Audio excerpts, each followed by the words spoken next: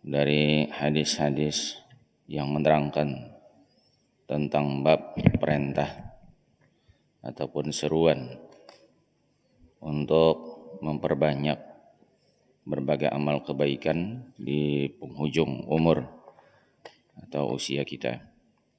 Hadis yang keempat ini berasal dari Anas radhiyallahu anhu.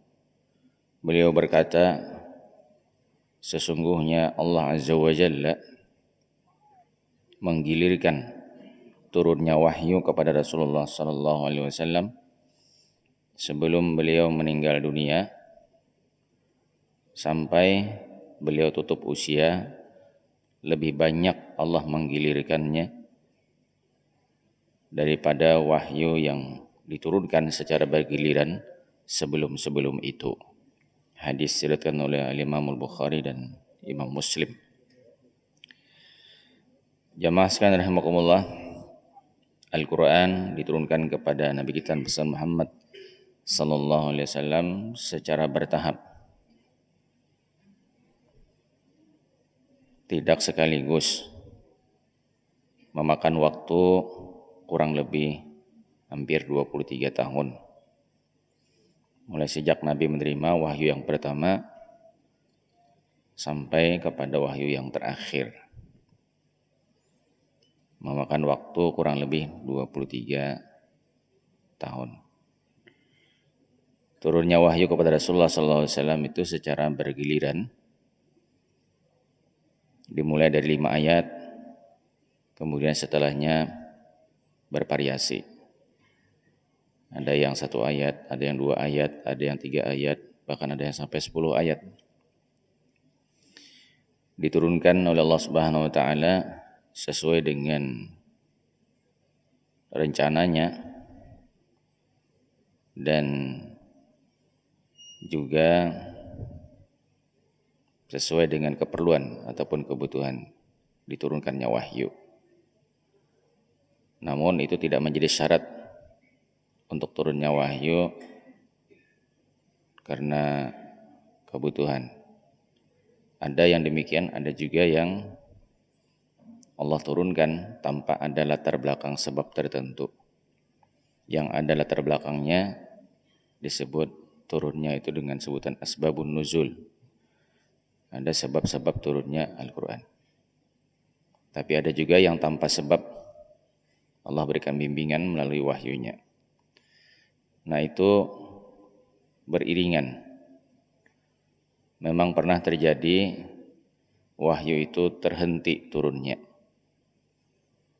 Ketika Nabi SAW menerima wahyu yang pertama, setelahnya Nabi menunggu-nunggu, menanti-nanti untuk datangnya wahyu berikutnya. Tetapi ternyata berhari-hari, berminggu-minggu, wahyu tidak datang.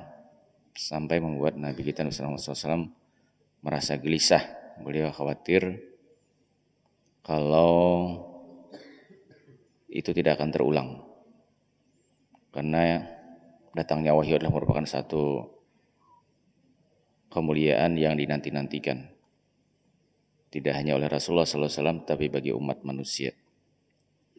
Jadi sempat terhenti, tapi setelah itu secara rutin ayat-ayat Al-Quran itu turun.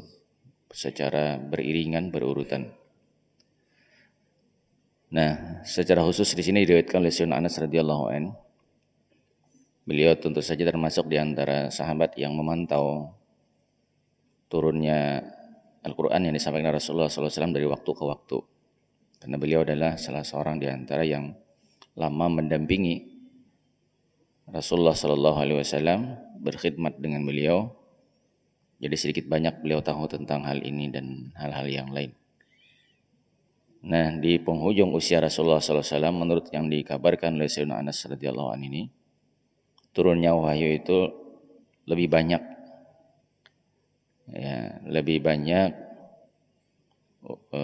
dibandingkan dari sebelumnya. Artinya lebih gencar lah, turun, deras turunnya dibandingkan dari sebelum-sebelum itu. Nah, ini sebuah gambaran yang menjadi tanda bahwa Rasulullah SAW akan segera berangkat kembali menuju Allah Subhanahu wa taala.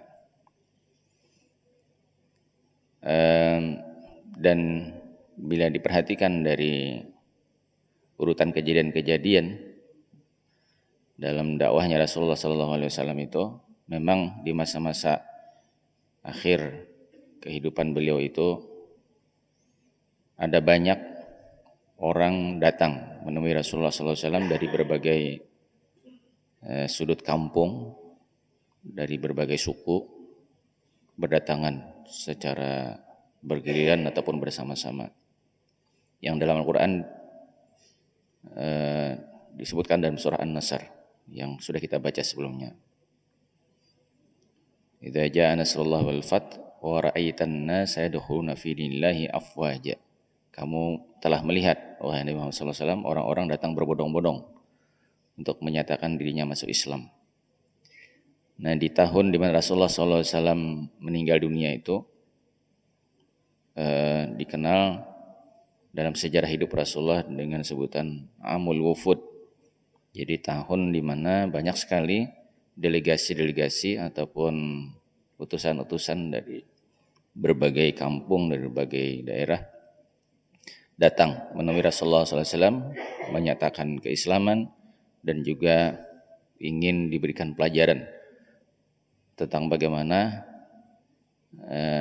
menganut Islam, ajaran-ajarannya dan bagaimana cara mengamalkannya, apa saja yang harus diperhatikan di dalam menjalankan agama. Jadi itu suasana keadaan di masa Rasulullah SAW menjelang beliau wafat. Di tahun-tahun itu banyak orang-orang yang datang, rata-rata mereka adalah utusan. Kada sekampungan, kada datang cuma utusan. Ada beberapa orang seberombongan yang datang. Itu yang digambarkan dalam Al-Quran itu. Nah, di masa-masa itu wahyu ini banyak sekali turun. Ya, turun. Karena memang dihajatkan di saat orang banyak minta mendapatkan bimbingan. Ya, ketika mereka menyatakan beriman dan masuk Islam. Kedua-duanya itu menjadi tanda yang Allah kabarkan dalam Al-Quranul Karim, dan satunya ini melalui tanda-tanda yang bisa dibaca dari gejala yang dilihat dan disampaikan gejala itu oleh Sayyidina Anas radhiyallahu anhu. Kalau Rasulullah SAW itu akan segera menyelesaikan tugas beliau. Nah, jemaah sekalian, apa yang dapat kita ambil dari hadis ini berkaitan dengan bab menambah kebaikan, amal-amal kebaikan di penghujung usia. Allah Subhanahu wa taala menurunkan wahyunya begitu banyak dan terus menerus di akhir tugas Rasulullah sallallahu alaihi wasallam. Ini memberikan satu isyarat agar kita jangan sampai meninggalkan negeri dunia ini tanpa membawa banyak kebaikan. Ya.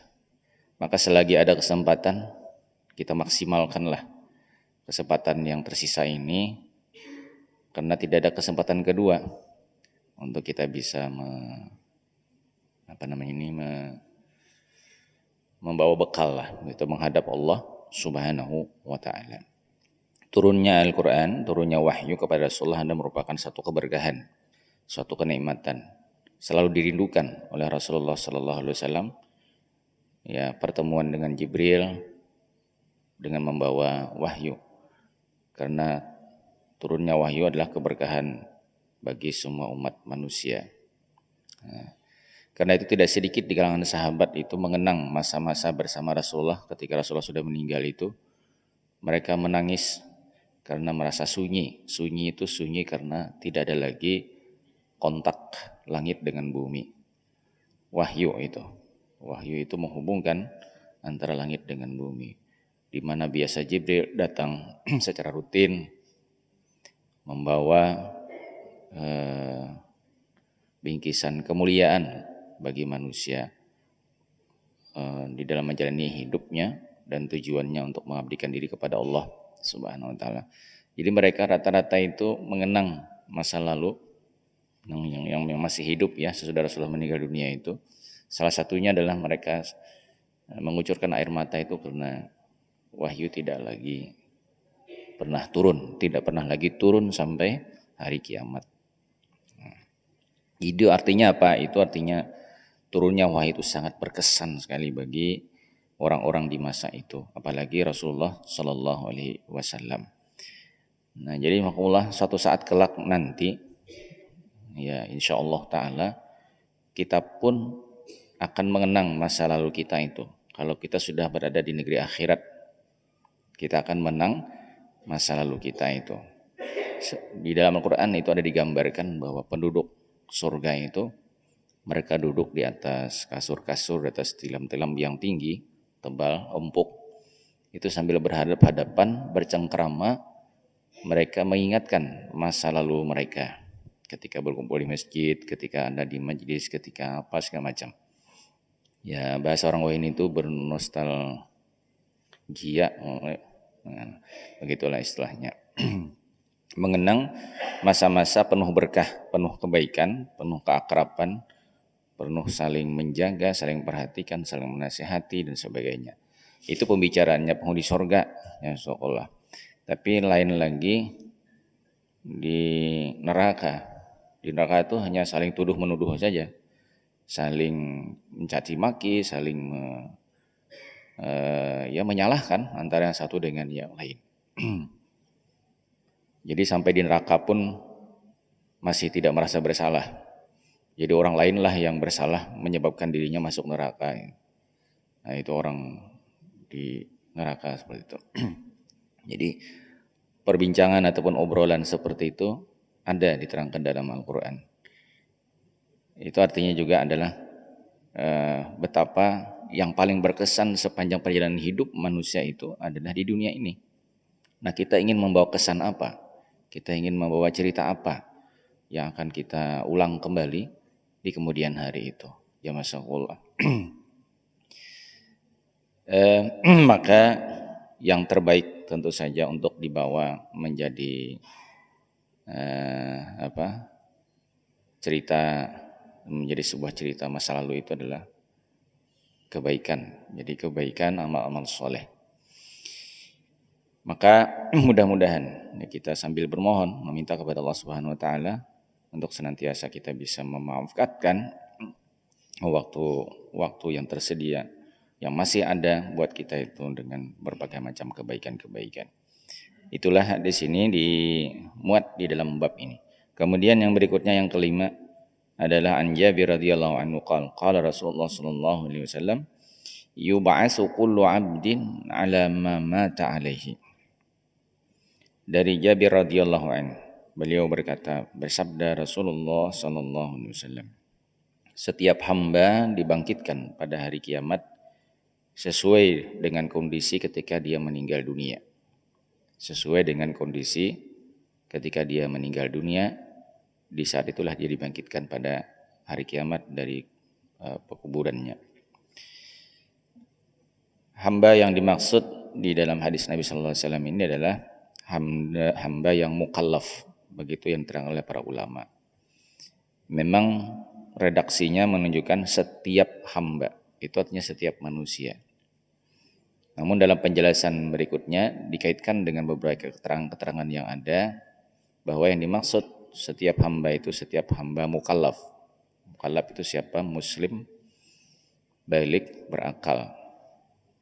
Nah, itu nanti pada hari kiamat dibangkitkan dari kubur sesuai dengan keadaannya ketika meninggal dunia. Apa yang dimaksud keadaan ketika meninggal dunia? Itu adalah apa yang kita lakukan dan apa kita kerjakan di penghujung usia kita menjelang saat-saat kita sudah mendekati ajal.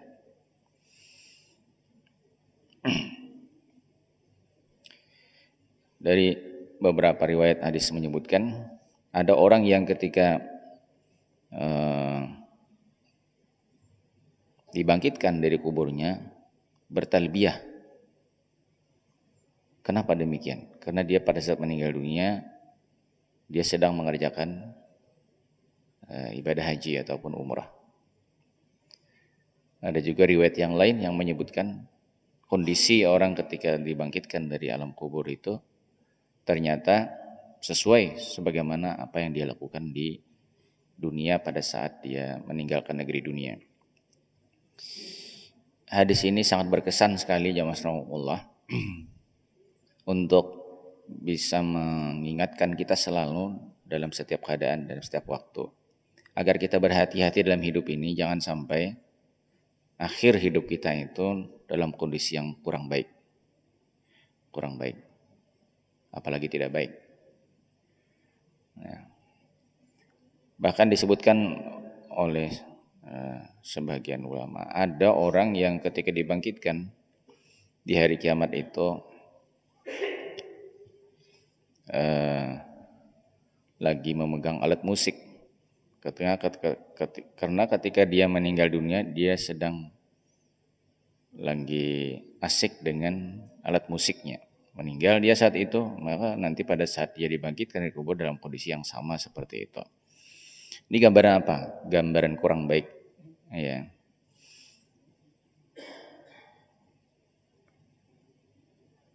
Di penghujung usia kita ini sangat menentukan dari apa yang kita jalani selama ini. Karena itulah yang akan diperlihatkan di hari kiamat, yang paling ditonjolkan. Jadi bukan sebelum-sebelumnya. Hikmahnya adalah seperti tadi sudah disebutkan, kalau ini supaya kita lebih hati-hati dalam hidup ini. Berpikirlah 1000 kali kalau kita ingin melakukan hal yang kurang baik atau yang tidak baik.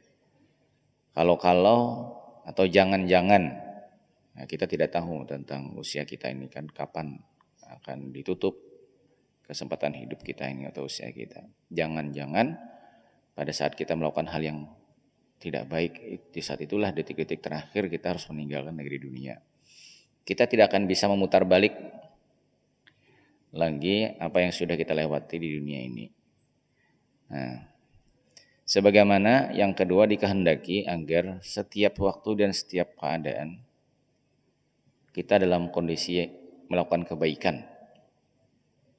Meninggal itu tidak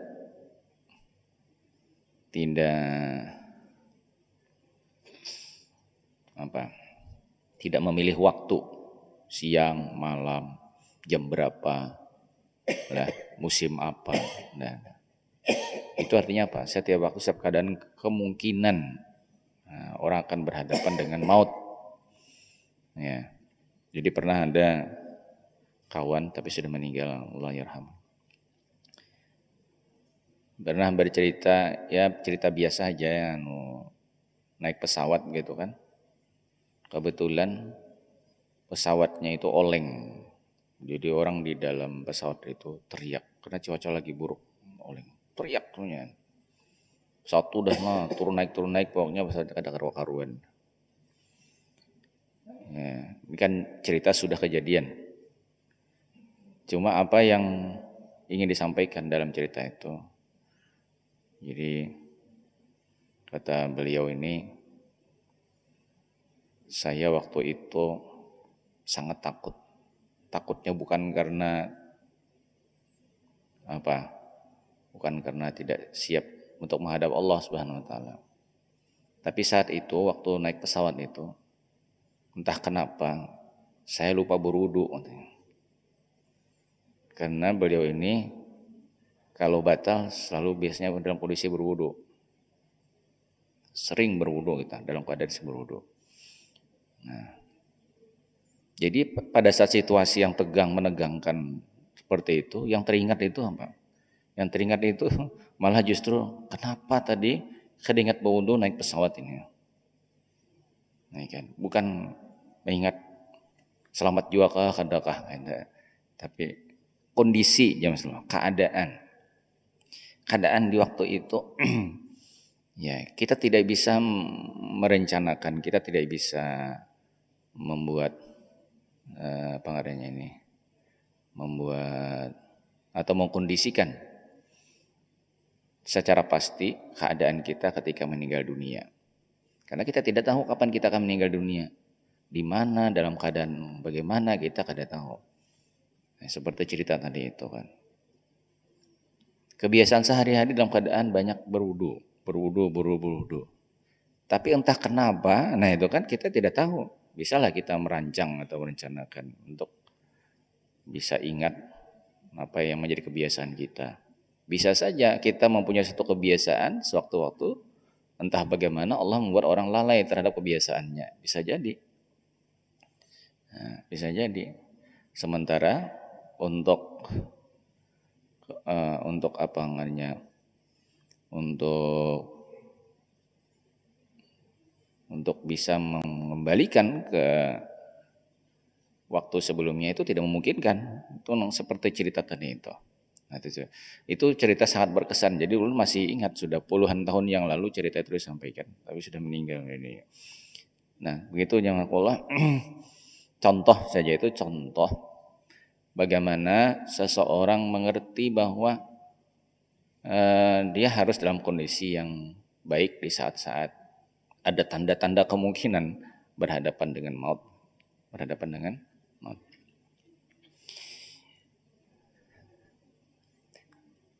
Kebiasaan yang terjadi, maut itu datang pada usia lanjut, kebiasaan, hukum kebiasaan saja, tidak kepastian. Atau dalam keadaan sakit gitu kan. Nah, di saat-saat seperti itu tidak baik kita kalau berpikir punya rencana ingin mengerjakan satu hal yang tidak baik. Tapi hendaklah kita berpikir bagaimana kalau kita sudah merasa ada pesan-pesan yang menunjukkan kalau kita tidak lama lagi itu, sebagaimana disebutkan dalam hadis sebelumnya, bahwa Allah sudah mengirimkan pesan-pesan dalam hidup manusia, termasuk uban di kepala itu pesan. Nah, pesan kalau tidak lama lagi kesempatan hidup di dunia ini. Nah, apabila kita sudah tahu itu, maka ya kita harus lebih waspada. Jangan sampai hari-hari terakhir kita itu dalam kondisi yang tidak baik. Jamaah sekalian, itu usaha. Tetapi jangan lupa kita untuk berdoa, meminta kepada Allah Subhanahu wa taala. Karena seperti cerita tadi maupun banyak cerita-cerita yang lain yang orang menyebutnya apa ngadanya itu apa istilahnya itu kadang-kadang. Artinya kebiasaan-kebiasaan yang sudah ada itu bagus. Tiba-tiba kenapa? Jadi tidak bagus begitu nah.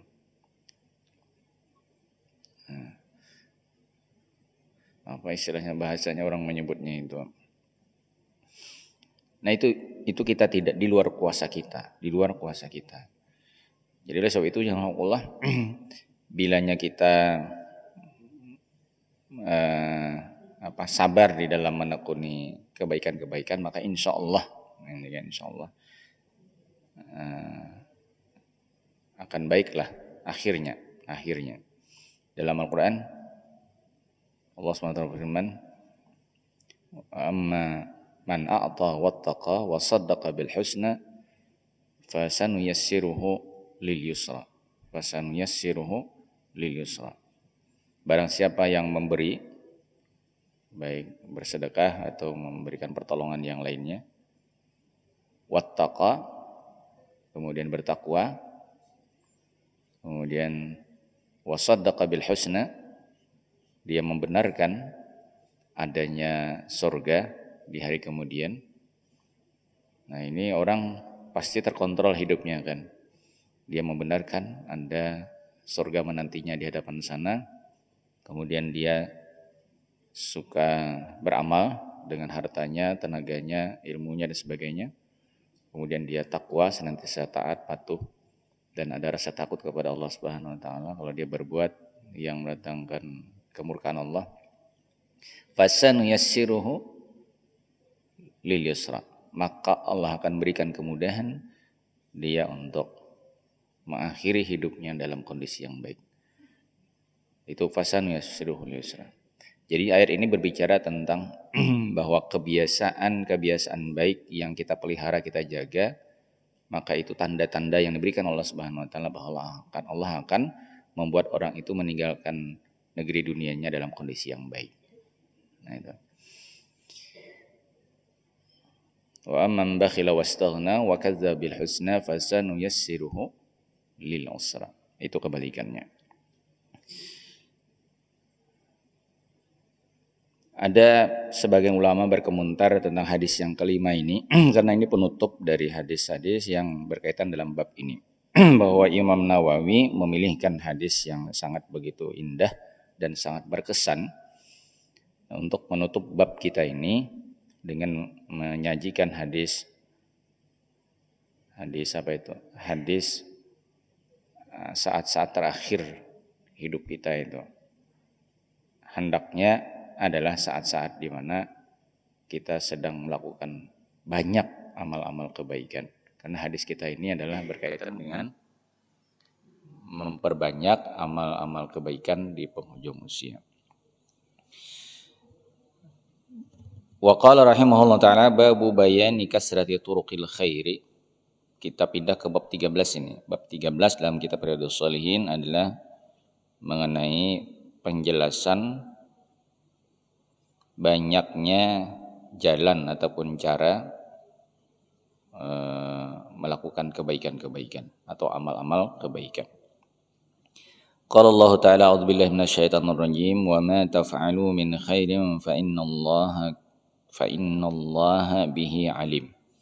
Allah Subhanahu wa taala berfirman, apa saja yang kalian lakukan berupa kebaikan, maka sesungguhnya Allah mengetahui kebaikan yang kalian lakukan itu. Makna Allah mengetahui terhadap kebaikan yang dilakukan, artinya bahwa kebaikan itu bukan pekerjaan yang sia-sia, akan diberikan dan dijanjikan oleh Allah akan diberikan ganjaran. Tidak ada kebaikan yang kemudian menjadi sia-sia ataupun luput dari pantauan Allah Subhanahu wa taala sehingga kelak nanti ada kebaikan yang tidak diganjar, enggak. Nah, apa yang disampaikan dengan cara itu sebenarnya ingin membangkitkan semangat kita untuk kita banyak-banyak melakukan amal-amal kebaikan, banyak-banyak melakukan amal kebaikan. Dan banyak sekali tersedia pilihan-pilihan untuk melakukan kebaikan. Setiap kebaikan sekecil apapun itu ada nilainya. Itu yang dimaksud fa innallaha bihi alim. Sesungguhnya Allah Dia Maha mengetahui terhadap kebaikan yang kamu lakukan. Artinya sekecil apapun itu berharga sekali, diperlukan sekali oleh kita nanti kelak dengan amal-amal kebaikan itu. Wa qala ta'ala wa ma taf'alu min khairi ya'lamullah. Serupa dengan ayat tadi itu, apa yang kalian lakukan berupa kebaikan Allah niscaya mengetahuinya. Wa qala ta'ala faman ya'mal mithqala dzarratin khairan yarah. Barang siapa yang melakukan kebaikan sekalipun hanya seberat biji sawi, maka dia akan melihat ganjarannya nanti pada hari kiamat.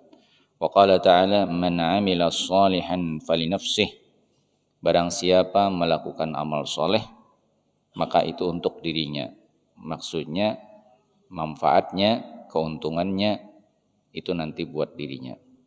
Bahwa dia akan mendapatkan ganjaran, mendapatkan pahala, mendapatkan imbalan yang itu membawa kebahagiaan buat dirinya. Sekaligus juga itu menunjukkan bahwa Allah menyuruh kita atau melarang kita untuk demi kepentingan kita semata. Allah tidak punya kepentingan apapun terhadap apa yang disuruhnya dan terhadap apa yang dilarangnya. Malah justru kita membutuhkan itu, membutuhkan untuk diperintah Allah melakukan ini, melakukan itu. Kita malah membutuhkan untuk dilarang oleh Allah melakukan hal ini dan itu. Karena semuanya akan berpulang, keuntungan maupun kerugiannya itu kepada kita. Man 'amila shalihan falinafsih. Wal ayat fil babi katsiratun. Ayat mengenai bab ini banyak sekali. Ini hanya di antaranya saja yang kalau kita tarik kesimpulan bahwa ganjaran yang akan diterima oleh setiap orang pada hari kiamat itu sesuai dengan amal soleh yang dilakukannya ketika di dunia. Imbalan apa yang ingin kita dapatkan dan seberapa banyak imbalan yang ingin kita dapatkan, itu semua tergantung kepada usaha kita dalam beramal.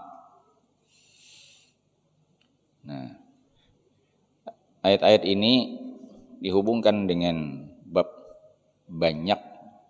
banyaknya jalan untuk beramal atau cara untuk beramal. Kalau Allah menjanjikan di situ tidak terbatas kepada satu macam amal. Yang disampaikan dalam ayat-ayat tadi itu adalah apa saja usaha, apa saja yang kalian kerjakan, apa saja yang kalian amalkan, itu akan diberikan ganjarannya. Nah, adapun uraiannya amal apa saja itu bisa kita dapatkan dalam Al-Quran sendiri maupun hadis-hadis Nabi Sallallahu Alaihi Wasallam. Yang kita tidak sanggup menghitungnya, begitu banyaknya, dan kita tidak sanggup untuk melakukan semuanya karena begitu banyaknya.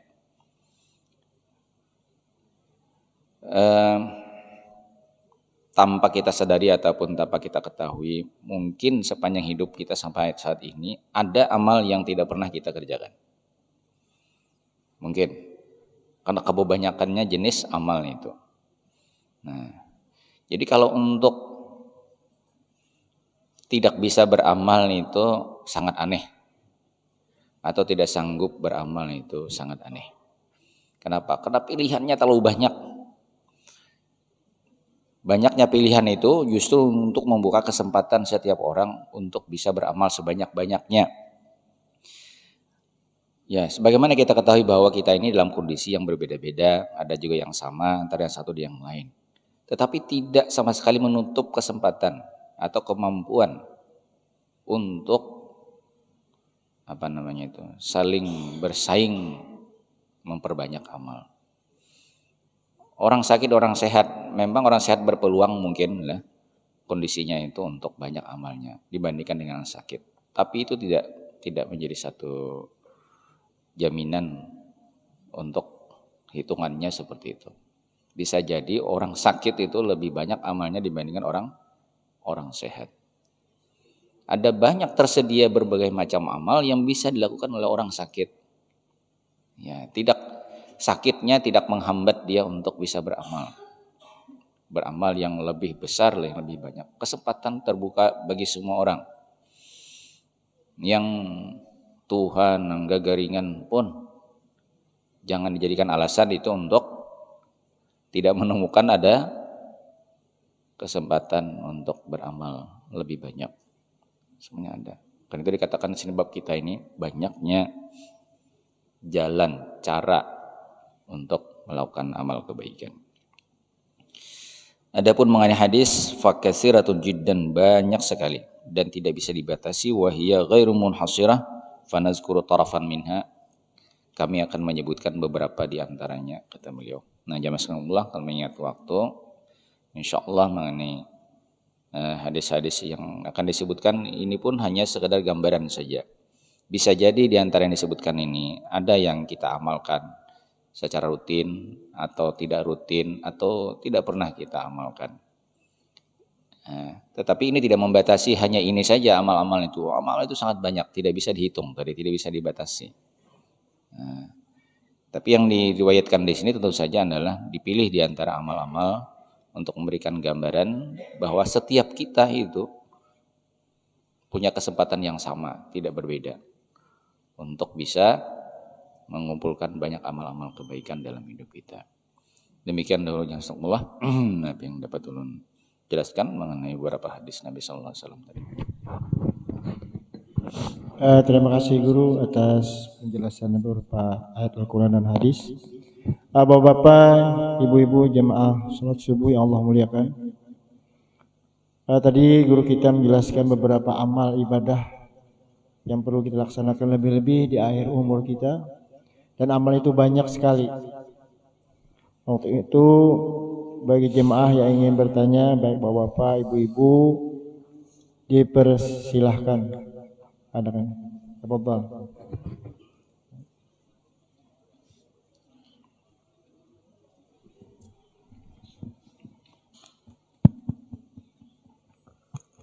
Assalamualaikum warahmatullahi wabarakatuh. Waalaikumsalam warahmatullahi wabarakatuh. Gini guru, waktu anom guru apabila bercita-cita apabila sudah pensiun atau tua hendak banyak banget beramal.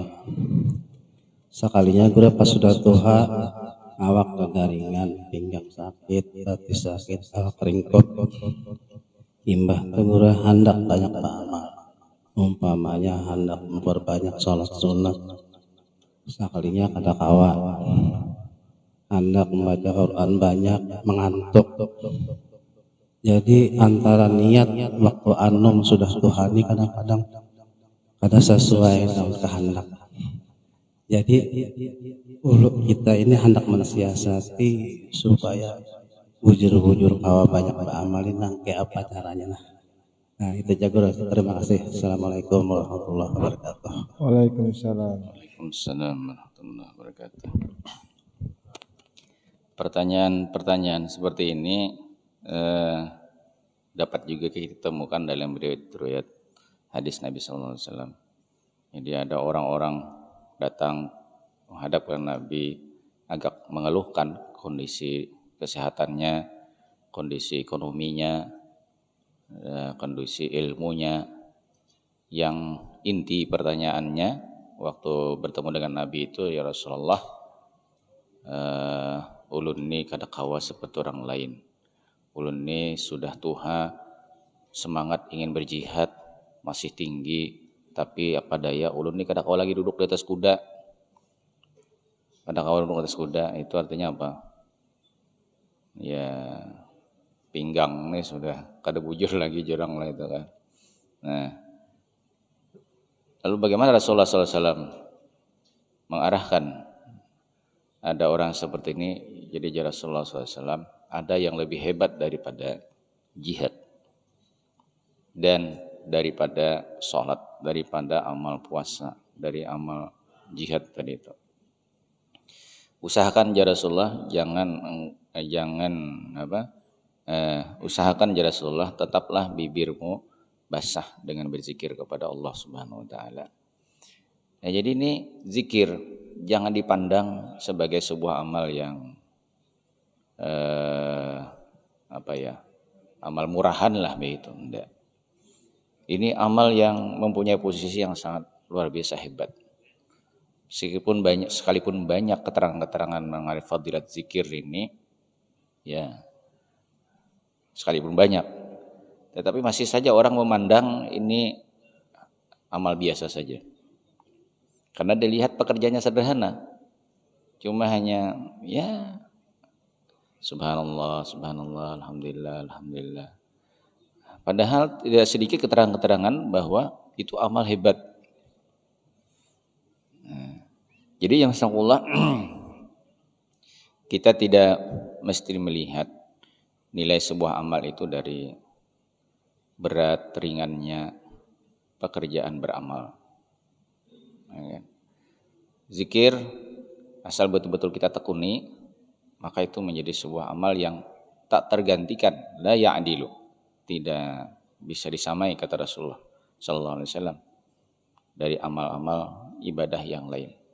Jadi bisa jadi seperti yang dikatakan tadi itu, kita punya niat, punya rencana. Bisa jadi rencana kita itu tidak bisa terwujud karena ya mungkin faktor agak malas lah atau apalah.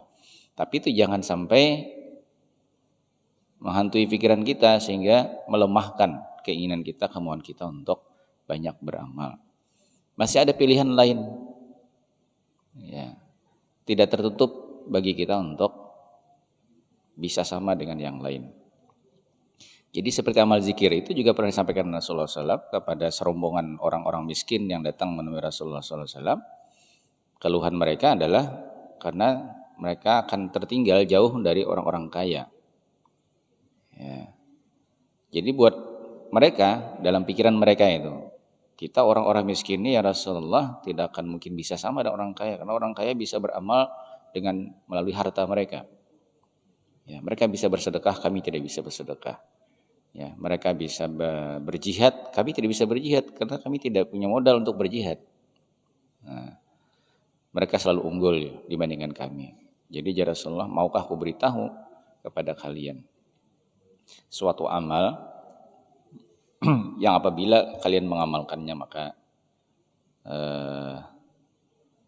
maka kalian akan bisa menyusul, bahkan tidak hanya menyusul ya Rasulullah, melampaui dari apa yang didapatkan oleh orang-orang kaya yang kalian sebutkan itu.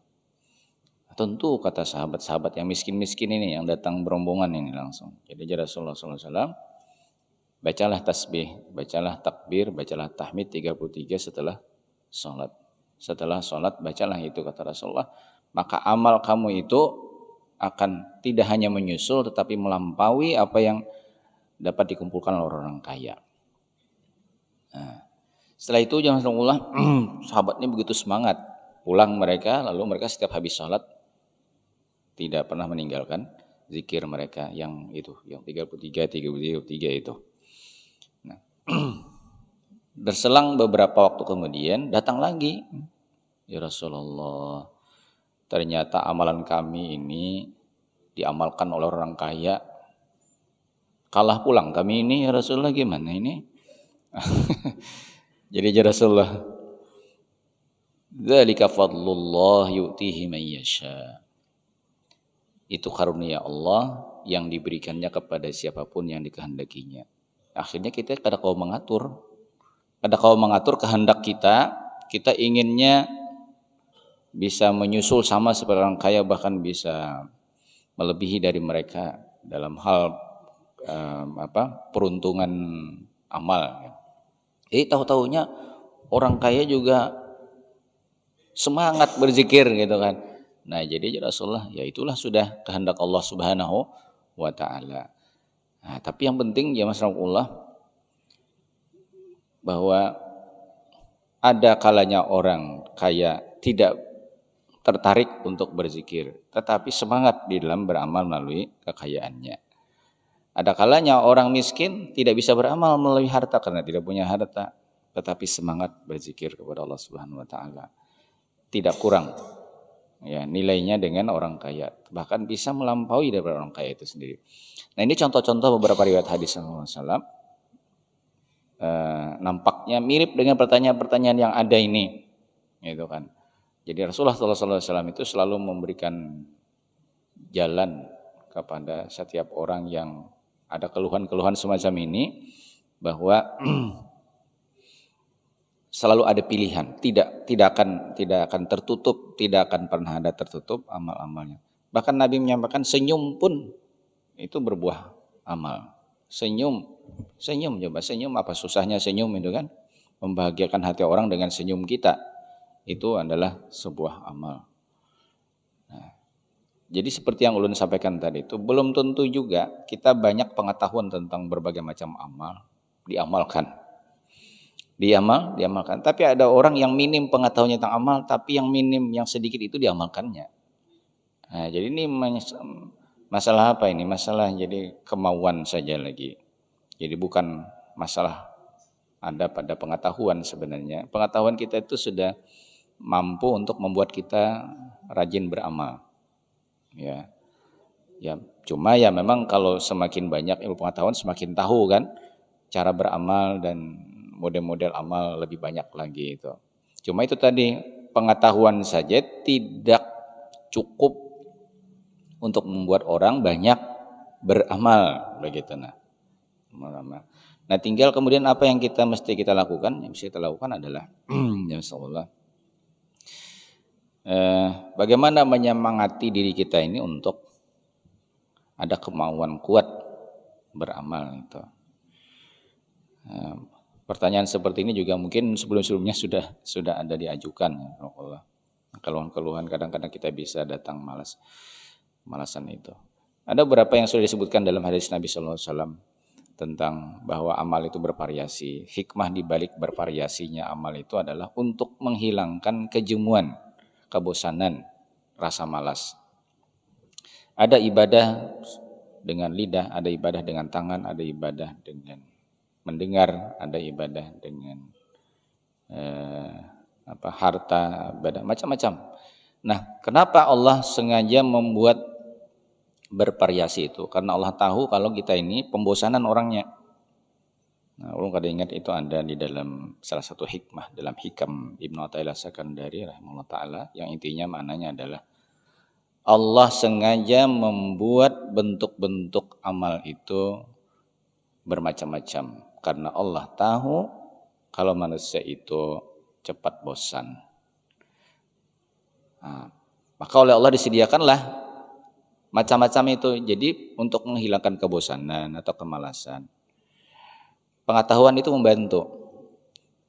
Wah, ini malas, kalau gitu ganti yang lain lah. Yang lain apa?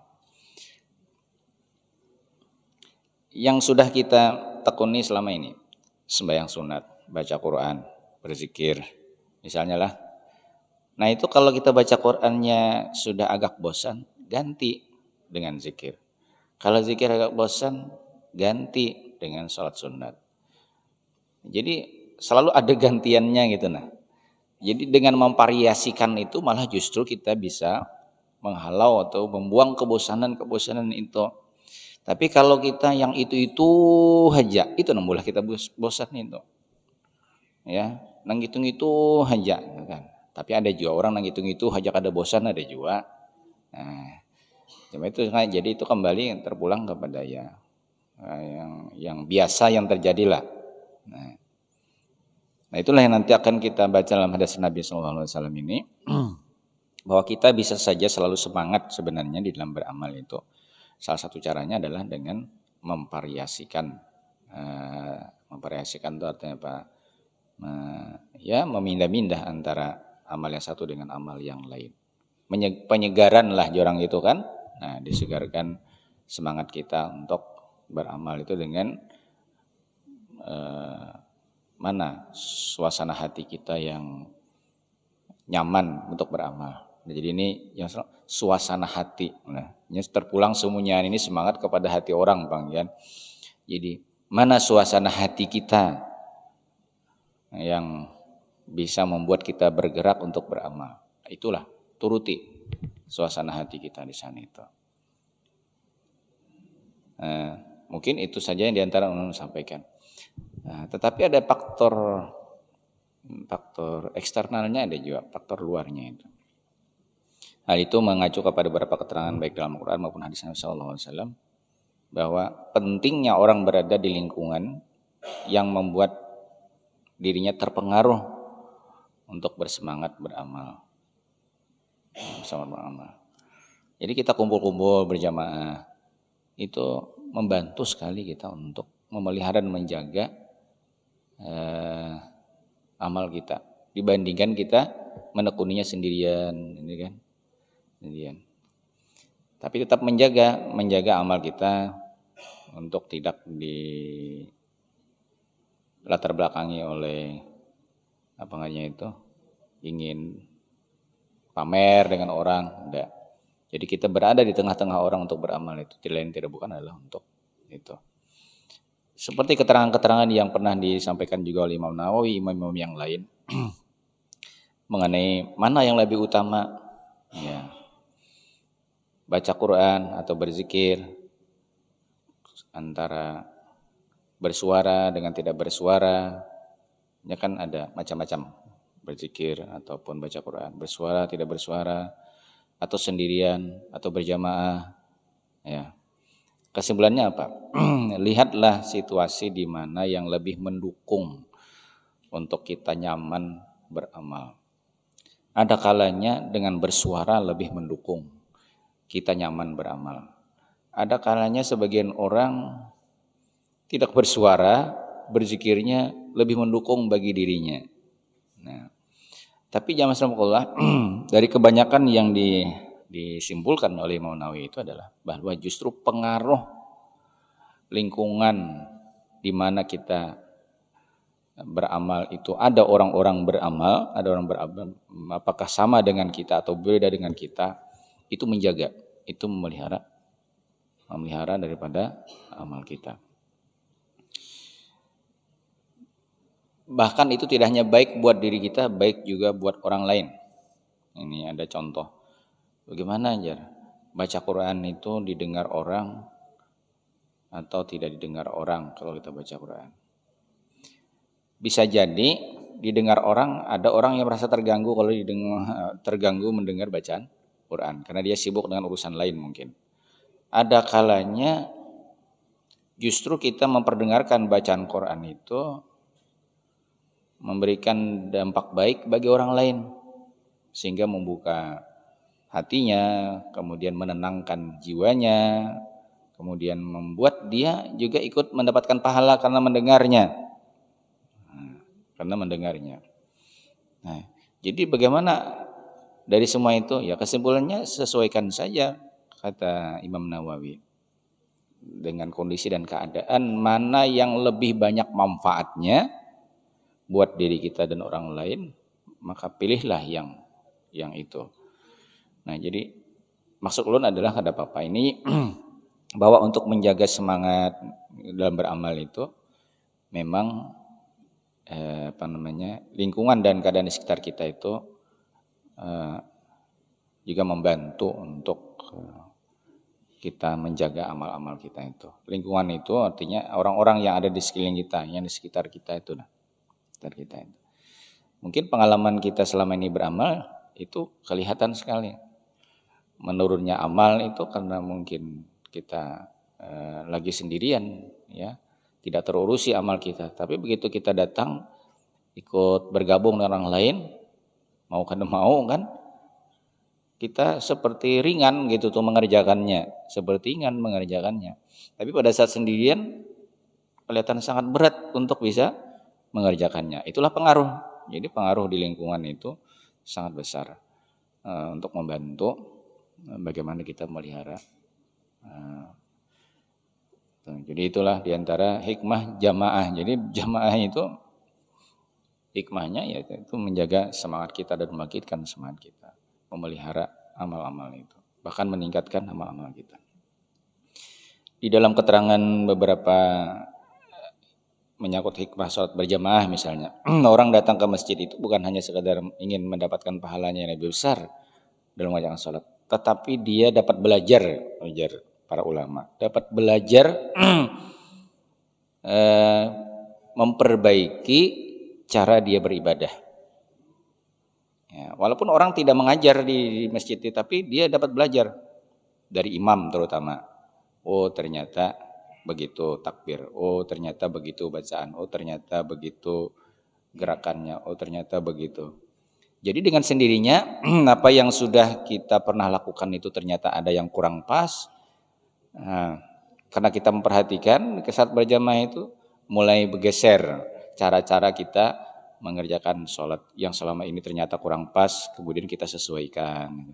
Itu dari mana kita dapatkan? Dari hikmah datang, melihat, bergabung dengan orang lain dalam mengerjakan sholat, lalu kemudian terjadi penyesuaian namanya. Jadi salah satu hikmahnya adalah orang sebenarnya mendapatkan ilmu, mendapatkan pengetahuan dalam sholat berjamaah itu bagaimana cara memperbaiki beribadahnya selain memelihara ibadah itu. Syaitan itu tidak boleh diabaikan sama sekali. Syaitan itu sangat getol untuk masalah-masalah ibadah ini kan, mengganggu, membuat orang malas, membantu orang. Nah, jadi dalam hadis Nabi sallallahu alaihi wasallam syaitan itu diumpamakan seperti serigala. Jadi maksudnya adalah serigala itu akan mendapatkan peluang besar kalau domba itu menyendiri dari rombongannya. Tapi kalau dia bersama-sama dengan rombongannya, maka serigala akan berpikir 1000 kali untuk menangkap buruannya. Apa maksudnya itu? Kita ini buruannya setan. Nah, dan kita akan menjadi mangsa yang gampang dikuasai oleh setan kalau kita sendirian. Tapi kalau kita bersama-sama orang banyak, maka setan sulit ya untuk menguasai kita gitu. Nabi umpamakannya seperti serigala yang mencari mangsa dari domba-domba. Jadi Malah justru kalau ada yang terpisah dari kumpulan domba itu yang akan menjadi sasaran empuknya serigala. Begitulah setan itu juga. Jadi itu menjadi sebuah kekuatan bagi kita untuk melindungi diri dari tadi yang kita tidak inginkan terjadi, malas, kemudian rusak ibadah kita, kemudian bosan ibadah kita. Dengan kita ya bergabunglah dengan yang lain dalam beribadah atau melakukan amal-amal kebajikan. Demikian. Terima kasih guru atas jawabannya.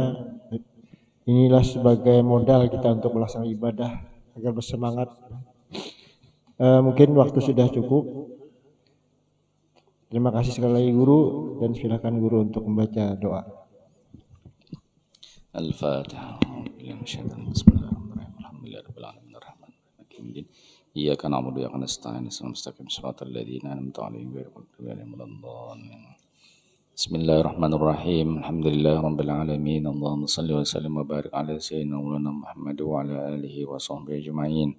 Allahumma inna nas'aluka 'ilman nafi'an wa rizqan thayyiban wa rizqan mutaqabbala. Allahumma a'inna 'ala dzikrika wa syukrika wa husni ibadatik.